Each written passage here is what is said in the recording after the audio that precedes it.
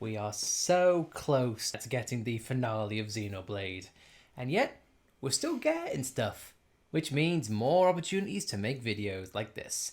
Hey everyone, welcome back to Xenoblade Chronicles free news, reviews, and Drip drops. drip drops. I was going to say news, but then I'm thinking of a different game, but I digress. Hey everyone, so yeah, it is Friday, the 21st of April, 2023. I would like to assume the last day we'll get a bit of news in this because, you know, it's being dropped on us so quickly. So, we have a lot to go over, so let's start now. This is mostly from Xenoblade EN and Xenoblade Japan, but hey, let's get to it. First off, we have clips on people's talent art, so let's get to it. Matthew, using the martial art class, his weapon of choice is the Ouroboros Knuckle. He is an attacker who uses a fury of hit smashing the enemy without giving them time to attack. His talent art, gigantic beat, recovers 50% of the charge for all of his arts. So, this is kind of like the opposite of Ghondor, in which you sacrifice all of your charge in order to land one massive hit. But this one, the opposite. So for me, I kind of like it. And you know what? I really like Faye. I mean Matthew. Come on, we all know what Matthew is kind of alluding to. But you know, copyrights, thanks Square Enix, make a port, HD remake, or just give the rights. Arseholes. But anyway though.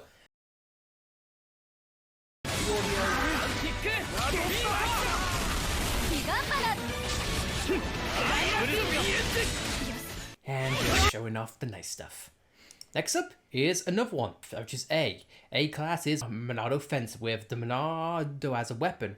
A is an offensive healer who uses sharp slashes to vanquish foes. A's talent art, Vision, disables attacks on the party for a period of time. While using Vision, you can also use the Vanishing End, which hits all foes.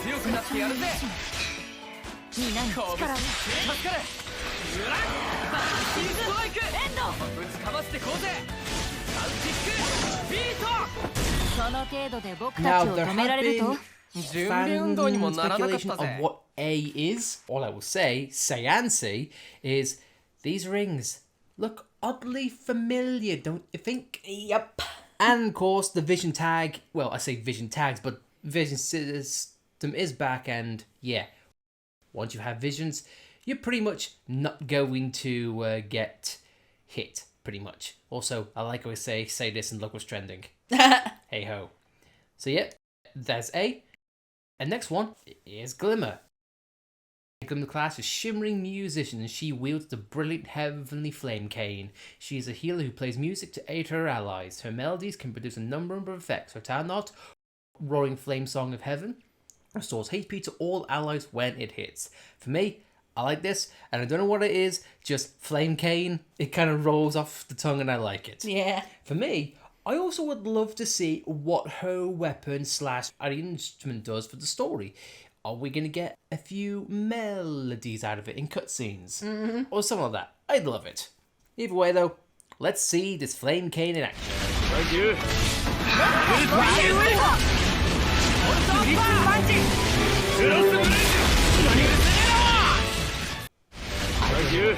I just love attackers who can heal, because for me, that's my ideal class, I think, for any game. Anyway, though, there's that. Next up is Nicole's class is Machinist, and he wields the variable backpack. He's a defender who can activate numerous effects when attacking and blocking. His talent art is Total Destruction, which nullifies enemy defense and increases Nicole's defense during attack. So, this is Pierce.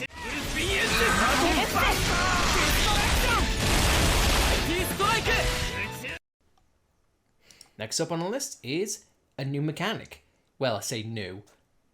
The party can strengthen their weapons in Riku's workshop. Weapons are strengthened by exchanging money and materials, which can be obtained from chests as well as unique monsters. Haven't I seen that hammer before? Just who is Riku? Well, if you played free, you know what this is. This is essentially what you had to use the shards for in Xenoblade 3 to strengthen up all weapons. And I don't know what it is. I just love the icons, man. Yeah. Especially Shulk and Rex's. Ooh, the connections. And I do like it how it gives the enemy drops something to do apart from just be side quest filler. For me, I really don't like how monster drops, especially I'd like to assume a bit in 3, you really had no idea on which ones are going to be useful in side quests. Or cooking. Yeah, exactly. Well, you know, early on Xenoblade, that really wasn't much of a thing, was it? Mm-mm. Banana. I'm glaring at you. So, yeah, it is nice to see that this mechanic is coming back and it's not just for endgame. Hopefully this will be early on and would love to see how powerful weapons can become. Next up, let's talk about new characters. I'm using air quotes. This is Riku. And the same voice actress coming back, and Noppon sporting awfully thick eyebrows. He works alongside Shulkin Rex and Liberators. Is this the same Riku? Yeah, because the eyebrows are the most prominent hairy part of his body. Yes. Not the fact that he has cute Noppon fluff. Or a sick afro.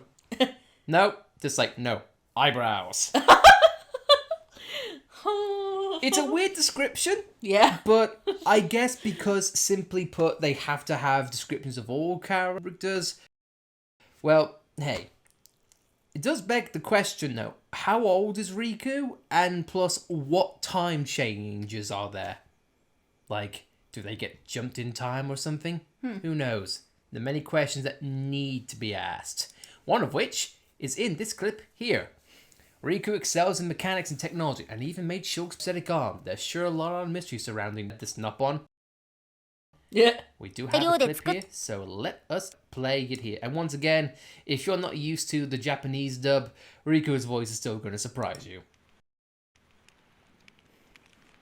その腕昔戦いでねこの陸に作ってもらったんだけどなんだもなんか含みのある言い方も悪くはないよ悪くはないけどちょっときしみがねそれ悪いって言ってるもんあり合わせの材料で作ったんだから無理言うなもん So, yep, Riku makes Shulk's prosthetic arm. I would really love to know the context of that. Yeah. Like, what happened? Was it during a time in which the Bionis was still a thing? I say that in rough ways. Or did it happen during this conflict?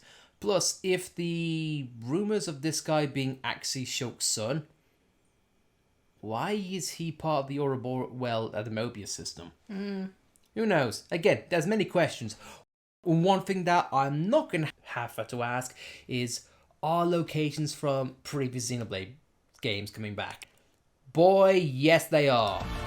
Now this clip is meant to show, you know, how characters are switching and they have their own dialogue for it. But, if you look closely in the background, a hill with a bridge over arcs. Yep.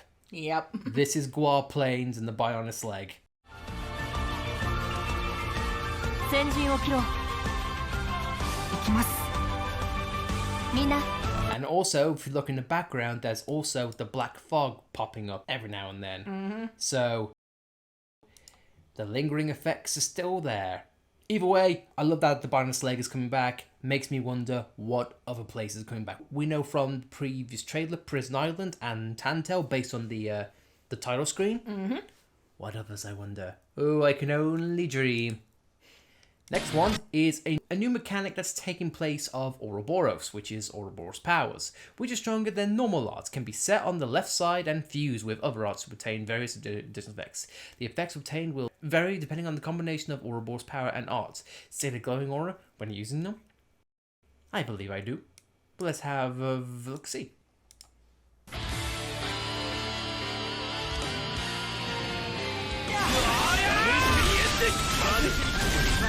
そろそろいいね僕を見ろ助かるやっ技の水嘘絵があるぜノリノリだ合わせていく So that's all well and good, but let's look at the background and see what we can get out of this. First of all, Ignas are coming back. Ignas that are assumedly sitting on a throne. Yeah. Where have we seen this before? Yeah, the marsh. Is this another place that's coming back? Now, for me, based on aesthetics, this could either be Soul Cave, or it could be that mine that was in Future Connected. And plus, speaking of which, this monster on the side, it definitely looks to be like something the Fog King would make. Yeah, I saw a Ferris version of that in this too. And plus, not to mention, we do have new additions to the UI. These icons up top. Obviously, they're weak to something. Is it the enemy type? Is it the weapon type? Or an element of some sort? Who's to say? Either way. No bits of paint are being added. Once again, Monolith is not happy about just having the DLC but with the same fighting style. They switch things up. And of course is story. And this is intriguing. For some reason, Zed, the leader of Mobius, seems to be fighting alongside Shulk and Rex. Why the hell? Monopon! I don't know why, just why the hell? I love it. Well, we do have a brief clip here, so let's see it. そうまでして我らを消し去りたいか神よ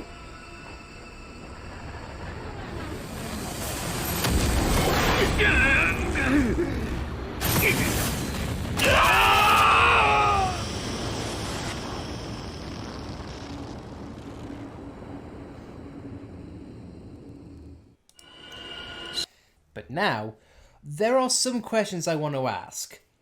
Of course, why is Zed fighting alongside Shulk and Rex? And how does it result in, Xenoblade 3's end story? But can I have a hot take here? I don't really find this intriguing at all. Simply because the only thing I can compare this to is Torna with Jin. In the base game of 2, you fought Jin. But throughout that entire story, you had little bits, hell, even actual flashbacks of this was Jin beforehand, and this is what happened to Jin. And you get, just on the base game itself, you get context on wow, yeah, I can kind of see Jin's point. Zed didn't have any of that during the base game. Whereas Torna, you enjoyed seeing the journey, but you had the gut feeling of I'm enjoying the camaraderie between this party, and I'm ready to have my heart torn. With Zed, unless this had a dramatic turn, it kind of takes the gravitas of the story, be well, what's the point? He's just going to turn evil anyway. Yeah. And but again, Zed, it goes into what I've been saying about Xenoblade 3 not having the best ending, but either way, I'll hold my thoughts. So anyway, let's get on to it here. This is N. Harry McIntyre, obviously coming back to voice him, a member of Mobius. He attacked the city and drew his blade against Ghondor. Yeah, he looks a lot less deranged. Yes, he kind of looks resigned in his role, so to speak. And the fact that Harry McIntyre's coming back for him, and I just remember how last December Harry and David Mencken were in the studio together, so is Malus' voice actor going to be doing something, I wonder? We'll have to see. But can I say, the last bit, now I know this is roughly translated, so I'll give it a bit of flack, but he drew his blade against Ghondor. Ghondor is years from this. No, Gondor's the grandfather's name. Oh my god, you're right. Yeah. I'm sorry. I kept thinking of Gondor's in-game, base game Ghondor. It's no, he drew his sword at everyone, not just Ghondor. But I digress. That's my mistake. I'm going to attack a little girl in the future. That's why you should care now. Sorry, but apart from that, all good to go, and it is good to see, and I'm looking forward to see how this character goes into madness. Yeah. I suppose. It's so weird to see him not look deranged. Yeah, hell, I'd even would love it if N took the place of Zed in the narrative. you get to see him fight against whatever it is, and then you get to see his descent into villainy. It's much more engaging than Zed's, I gotta be honest. But again, I'm getting ahead of myself. Let's just go on to another clip. And we've seen this clip before in the trailer, but with just more emphasis.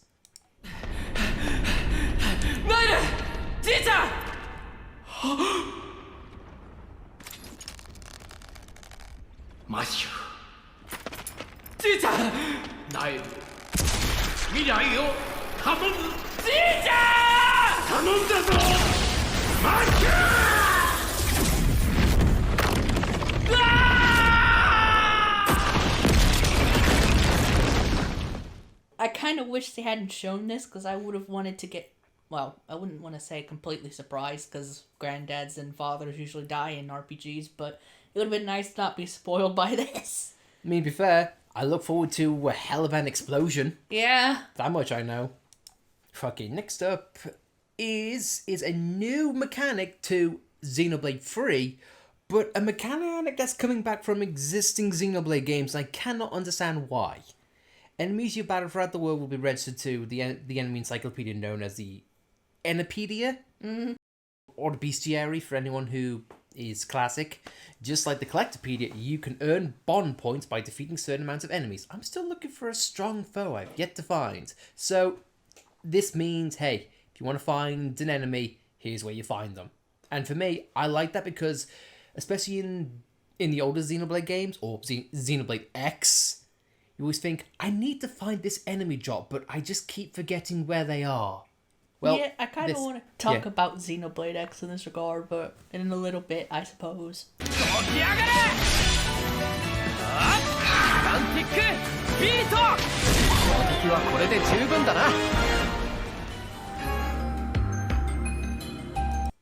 And there it is. It also shows how many you've killed, and I would like to assume what they drop. Indeed. And the rarities as well, which is so nice. So freaking nice. Now we show off Collectopedia. コレペディアに登録できたぞ。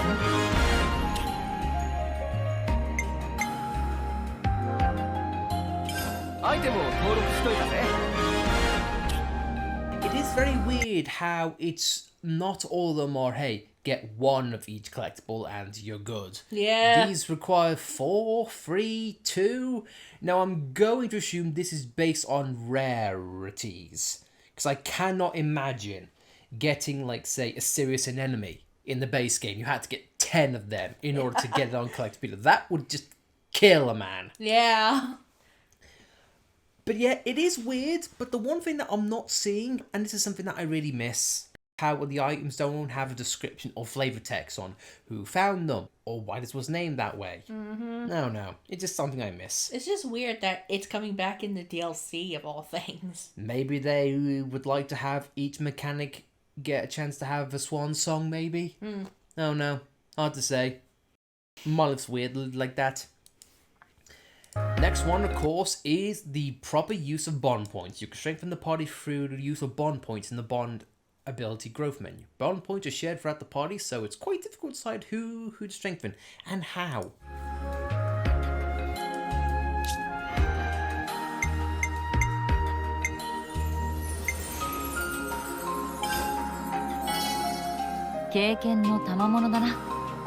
So this, I think, is to replace the class system, because I'm assuming A can't take Noah's class and so on and so forth. So this is a way to replace it. Now, it's either that or combining that as well as the Ouroboros powers from the base game. Probably. And for me, I don't mind it. It soups up parts and gives you a lot more of a variety, so I'm all for it. Next one. In addition to the normal leveling system, Future Redeem features a new mechanic called the Bond Navigator. You can strengthen Matthew and Co. using the bond points you will collect by achieving certain goals, such as defeating enemies and collecting items. Now, for me, I would like to assume that this is in some way, shape or form the achievement list coming back from the original, but I don't know, man. So this is nice, especially seeing how I'm going to assume this can also go on to other things, whether it's attack, defense, recharge, and plus it's in different categories. So completionists, you're going to have a hell of a time with this one. Next one is another clip from the game. It seems that Ghondor has put up a lot of effort into raising his two grandchildren, Matthew and Niall. They're going to fight. Sometimes I could see the closed captions, which we will have on here.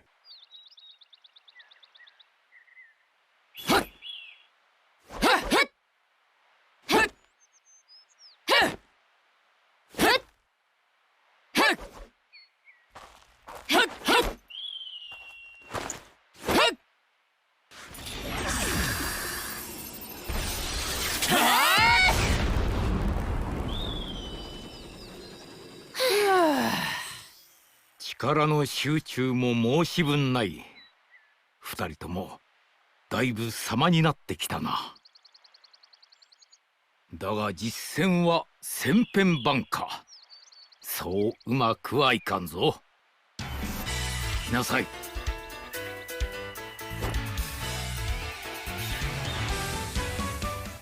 It's not only we fighting our granddad, I'm assuming this will be a tutorial fight of some sorts. Plus, I like the fact that those two have the Ouroboros symbol in their eyes. Yeah. So this might actually be the start of everything, really. Who's to say? Anyway, next one is Ghondor. He is the grandfather of Matthew and Niall, a driving force behind the establishment of the city. Everyone trusts him very much, which means he's gonna die soon. If there's one thing I know about JRPGs, is that if there's a wise old elder who is the shoulder for the main characters to lean on, dead. Especially if he's a van of some description. Yep, I am Vandor. Or Gondor Vandom. Then you know what? Either way, the future doesn't look well for him. Next up is unleashed special moves known as union combos. By combining the power of two party members by performing these special moves on an enemy in the launch state, you can do a union combo. The recast of them can be increased by using more art. This I dig, because it's exclusive attacks with two characters, and I'm going to love to mix and match both in offensive and just seeing how the characters interact with each other, really. Mm-hmm. 俺とエイは無敵だ。任せて、カギロイ。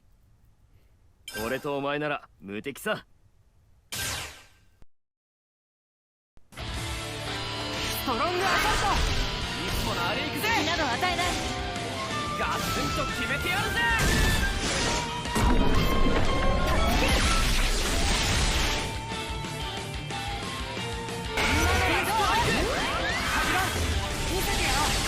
続けていく。チャンスをものにする。透明のとどめ。ワールウィンド。お次は俺だ。目を。本気を見せてやる。みんなお疲れ様。 I already know I'm going to enjoy Rex and Shulks. Yeah, it's gonna be major fan service. Oh yeah. Is Rex going to quote the power of friendship? I don't know. Either way, I dig it. I'm looking forward to it. And finally, here's more on the union combos. They vary on combination of party members and vary in damage. Also, they will always inflict smash, burst, or blow down in addition to two characters who perform the combo will receive an awakening buff. So to be sure to act aggressively with it. Awakening for our sense is all stats up pretty much. Yeah. And I like it. I like the fact that each character with different combos with Matthew, they mean different things, dude, and I love it. Do you launch? Do you burst? Do you smash? I want it all. 俺とエイは無敵だ。ニコル、僕に力を分けてくれ。俺たちは負けねえ。決してな。